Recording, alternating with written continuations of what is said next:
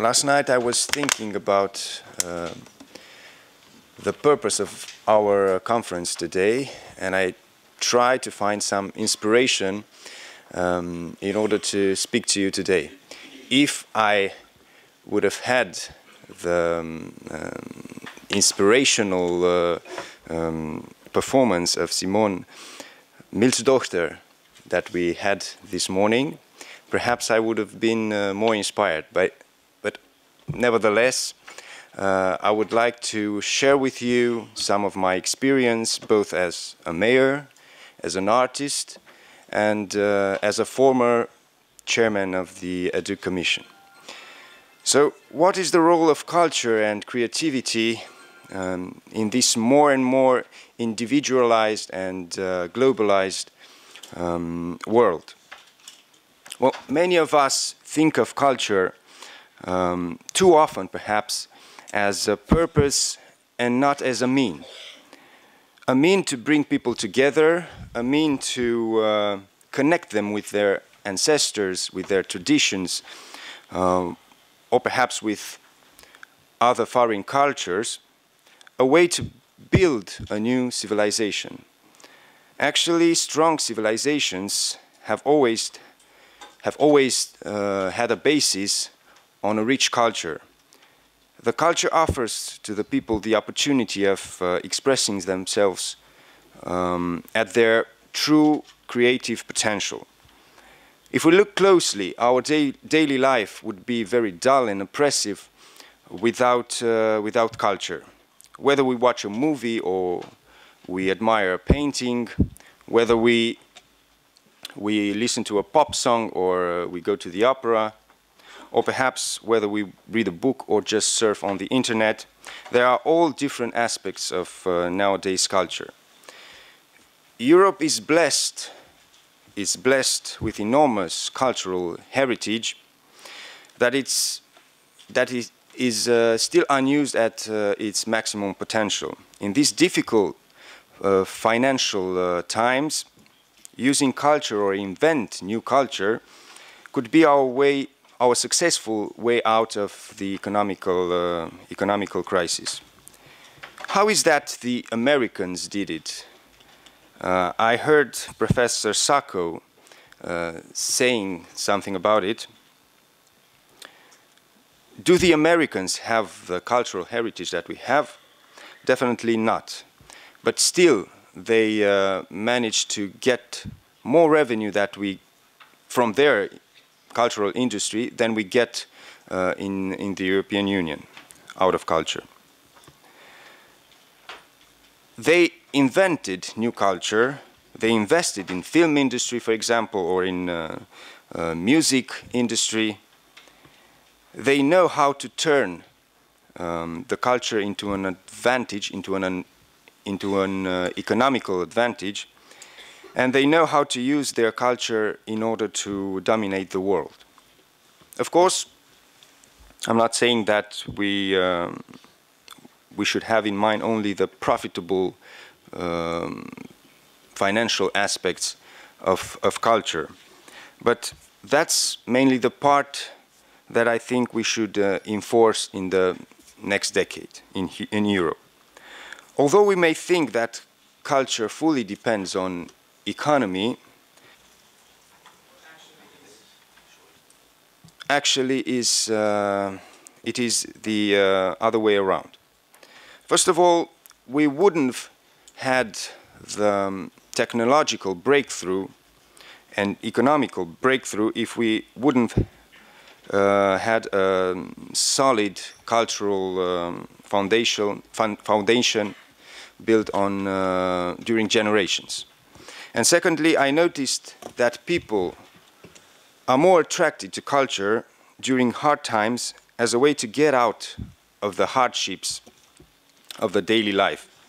We live in these kind of times that we should see as an opportunity investing, enriching and promoting our diverse culture.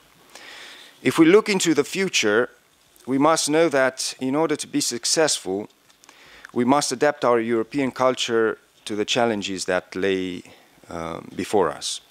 We must be aware of our cultural heritage and creativity potential, and we must use it wisely in order to build a better society which will start eventually the engine for a solid, smart, sustainable and inclusive economical growth in Europe. How to do that? Well, of course, by building a strategy, by building a strategical plan, an European strategical plan, and we have that. It is called Europe 2020 strategy, and it has been launched. It has been launched since 2010 and revised ever since. And in what concerns culture, there are at least 3 areas in Europe 2020 strategy, and I mention here 3 flagship initiatives, like a digital agenda for Europe, innovation union, an agenda for new skills and jobs.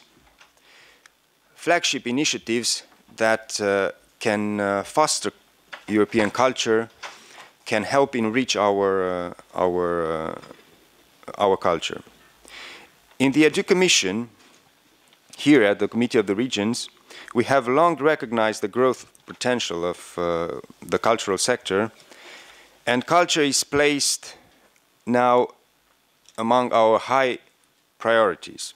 We also strongly emphasize the culture, that culture has an intrinsic value that is independent of economic aspects of cultural goods, and the Creative Europe program must take account of this dual nature by not focusing exclusively on economic usefulness of culture.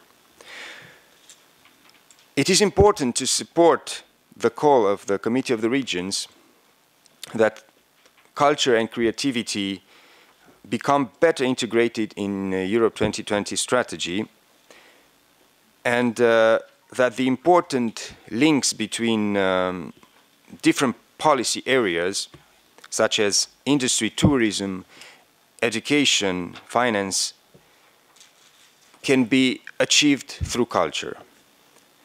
Throughout the European Union, regional and local authorities assume a high level of responsibility in implementing cultural policies, given that they play also a key role in promoting and emphasizing culture, especially in connection with protecting cultural heritage and promoting artistic innovation.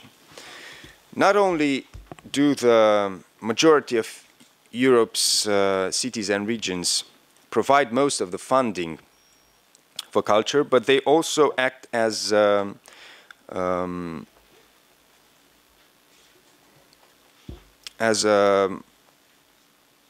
main actors in building new cultures, in connecting the citizens to their heritage and traditions.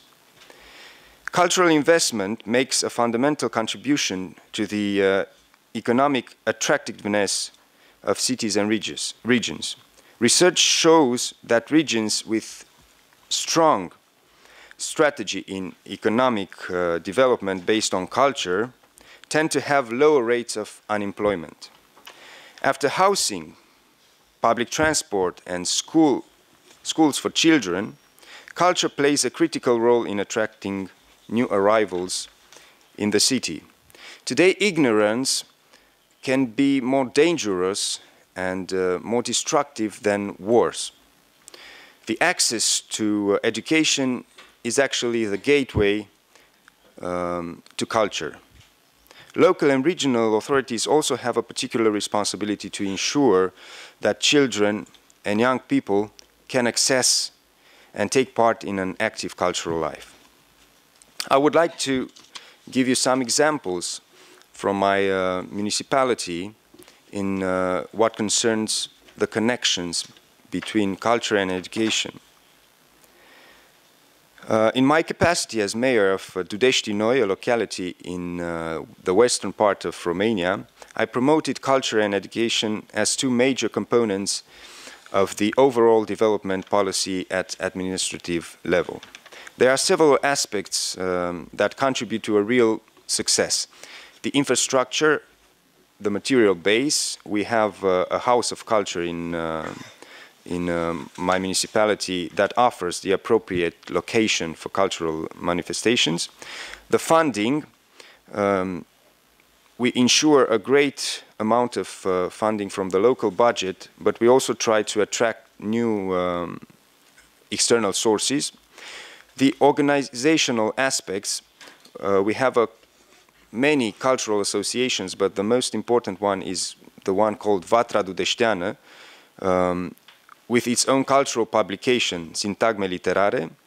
We also have a folkloric dance group called Dudeșteana.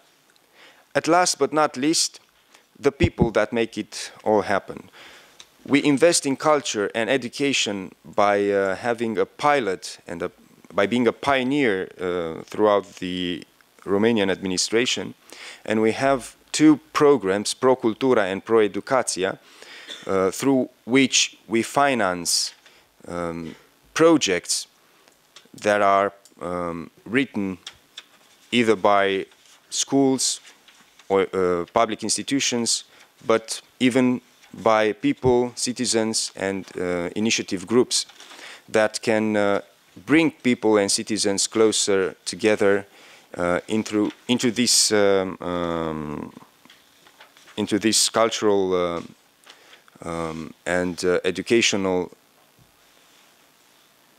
perspective of our daily life. At the end, I would like to thank you all for your participation and for having patience with me, and thank the organizers for inviting me here. And hopefully we will have a fruitful debate, and each of us will go home more enriched and more passionate with the work that we are doing day to day. Thank you.